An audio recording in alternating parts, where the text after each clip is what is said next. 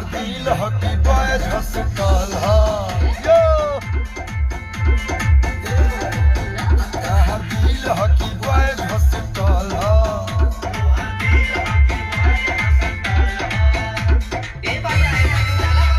बहुत बहुत धन्यवाद किशोर कुमार जी, गीतकार सोनू सुधाकर, जय हो। ऋषि चंद्रकांत यादव जी धन्यवाद। धर्मेंद्र मिश्रा जी लव यू,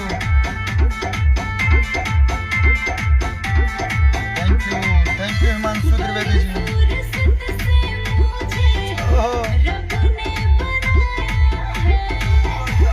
आयुब शाह जी धन्यवाद।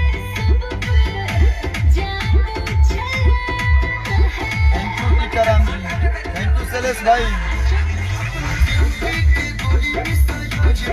Love you yo. नितिन भंडारी जी धन्यवाद। सारे लोग शेयर लगा दीजिए। ताहर दिल हकी बॉयज हॉस्पिटल हा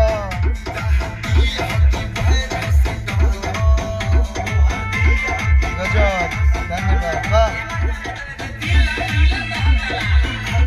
मैं हमेशा बिना बताए ही आ जाता हूँ लाइव, क्या करूँ, जब भी कभी कुछ शेयर करना होता है या कुछ बताना होता है तो मैं बिना बताए ही आ जाता हूँ, सरप्राइज़ दे देता हूँ और आप लोग इतने लोग जुड़ जाते हैं इतनी रात में भी। तो सबसे पहले जितने लोग देख रहे हैं सबको बार बार प्रणाम और सबको बहुत बहुत बहुत बहुत धन्यवाद। आज जैसा कि आप सभी जानते होंगे कि हम लाइव आए हैं, तो किस लिए लाइव आए हैं। आज मैं भी थोड़ा आता हूँ पटना में, सावन की रिकॉर्डिंग चल रही थी और शूटिंग भी है, तो इसी में लगा हुआ था। Heartly congratulation, thank you, 2 million cross कर गया, धन्यवाद धन्यवाद। तो आप सभी के बीच हमारा एक न्यू सॉन्ग रिलीज हुआ आज world wide records, world wide Bhojpuri company से, जिस गाने का नाम है लेला नेनुआ। और उस गाने को आप लोग इतना प्यार, आशीर्वाद, इतना स्नेह, इतना दुलार दे रहे हैं, इसके लिए दिल से बहुत बहुत बहुत धन्यवाद। इतने कम टाइम में इतना आप लोग का मतलब प्यार देख के दिल एकदम गदगदा गया।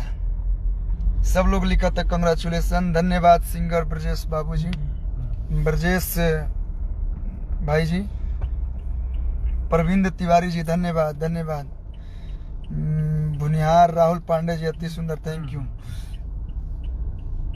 तो आज वीडियो रिलीज भइल बा आप सबके बीच में वर्ल्ड वाइड रिकॉर्ड से। बहुत बहुत धन्यवाद कहल चाह रत्नाकर सर के, जे इतना प्यारा गीत और इतना अच्छा से वहाँ के शूटिंग करवैनी। वो एल्बम, वो गाना के राइटर बनी यादव राज जी, म्यूजिक डायरेक्टर बनी एडीआर आनंद जी, हमारे साथे गौले बनी खुशबू तिवारी केटी जी, और वो वीडियो सॉन्ग में हमारे साथे परफॉर्म कैले बनी नीलम गिरी जी और प्रियंका रेवड़ी जी, और वीडियो डायरेक्टर हैं नीरज यादव सर। बोल रहे हैं नेनुआ का बिक्री जोर पर है, जी सर। उसके वीडियो डायरेक्टर रवि पंडित जी और कोरियोग्राफर है ऋतिक सिंह जी। प्रोडक्शन किए थे हमारे पंकज सोनी भाई, मेकअप भी किए थे वहीं। तो पूरे टीम की तरफ से आप लोग को बहुत बहुत धन्यवाद। मैंने सोचा कि आप लोग इतना प्यार दिए, इतना आशीर्वाद दिए हैं, तो लाइव आके धन्यवाद बोलूं। और ये हमारे सुजीत मीडिया जी हमारे साथ हैं, ये मेरा भाई पीयूष मिश्रा बक्सर, और इधर आप लोग पहचानते ही होंगे, हेलो, हमारे बड़े भाई आशु बाबा।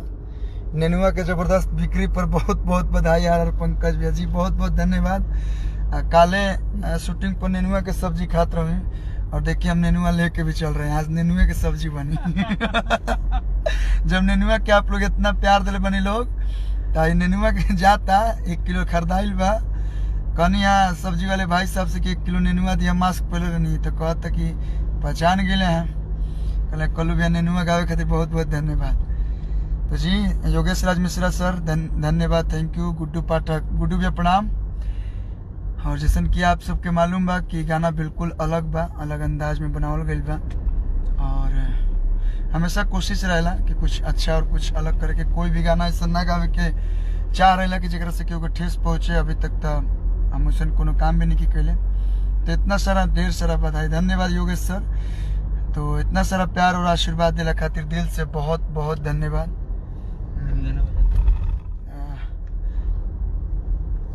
नेनुआ तक गर्दा मचा दिले बस। सूर्य राज दुबे जी धन्यवाद। तो जे भी नहीं देख ले आप लोग डिस्क्रिप्शन में लिंक दिले बनी, वो के आप लोग क्लिक करके सुनी लोग और ज्यादा से ज्यादा शेयर कर अपन प्यार और आशीर्वाद दी लोग और ओकरा पे रील्स बनाई लोग और ज्यादा से ज्यादा वायरल कर। इंस्टाग्राम पे रील्स बना के और टैग करी लोग। हम आप लोग के स्टोरी मेंशन करब जितना पूरा कोशिश करब। जेकर भी स्टोरी हमारा पास आई इंस्टा रील्स पे वीडियो बना के डाली लोग, हम जरूर मेंशन करेंगे।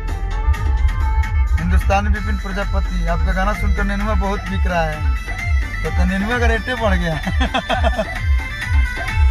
नेनुआ ये छेवक के बनवाई है जी, हमें चाना तरमिन डलवा दें।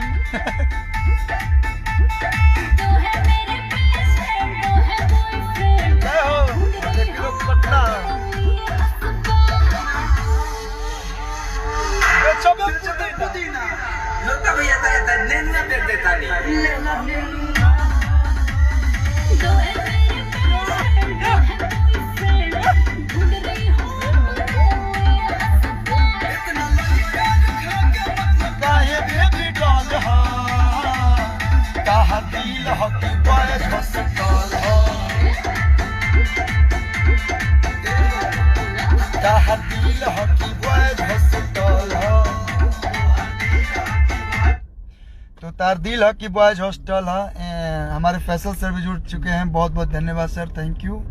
तो आप लोग सुनी लोग और ज़्यादा से ज़्यादा शेयर करी लोग। आज से ज़्यादा काल शेयर लगा दे लोग। और एक चीज़ खातिर और धन्यवाद कहल चाहब कि हमारे को साफ सुथरा पारिवारिक गीत आज 1 करोड़ क्रॉस कर गई, 10 मिलियन व्यूज। खोला बबुआ पलकी केवड़िया, ओकरा के भी आप लोग मतलब इतना सोचले ना रही जा कि माई बहन जो उनके गीत के वजह से पारंपरिक ओकरा के आप लोग इतना प्यार दे लो। तो दिल से बहुत बहुत धन्यवाद। मतलब ये महीना में आप लोग दो को रिकॉर्ड फर्स्ट वीक में बना दें लोग, एक खातिर दिल से धन्यवाद। हमारे Lal ji Rai ji thank you so much. Arjun Singh ji thank you. A1 song जी बहुत बहुत धन्यवाद। जितने लोगों का मैसेज आ रहा है सभी लोग यही लिख रहे हैं नाइस सॉन्ग। और नेनुआ के भाव भी बढ़ा देने, अब क्या कल जाओ। तो बड़ी अच्छा लगेला आप लोग के कमेंट देख के, कमेंट सुन के। हाँ दीपक तिवारी जी धन्यवाद। ऐसे ही आप लोग प्यार और आशीर्वाद भोजपुरी भाषा पर, भोजपुरी गाना पर, भोजपुरी कलाकारन पर बनौले रहे लोग। और नेनुआ सुनी लोग, नेनुआ की सब्जी खाई लोग। वैसे भी हरा सब्जी खाना चाहिए। हमारे गाने का उद्देश्य यही है कि हरा सब्जी खाइए जो हमने के खेत में होखेला, जो हमने गाँव जवार में लोग बोवेलन। नेनुआ वैसे बहुत लोग के पसंद ना, लेकिन जब छेवक के बढ़िया से बन जाला तो बहुत अच्छा लगेला। तो हरा सब्जी खाइए और हमारे लेला नेनुआ सॉन्ग को सुनिए कि इतना लहिका रखला के मतलब काए बेबी डॉल हो, तार दिल हो कि बॉयज हॉस्टल। एक लाइन हो जाए भाई ने बोला तो ये था कि तार दिल हो कि बॉयज हॉस्टल। तो सुनी लोग और अपन ढेर सारा प्यार आशीर्वाद दी लोग। सलेश दुबे साहिल भाई धन्यवाद, रामकरण भाई।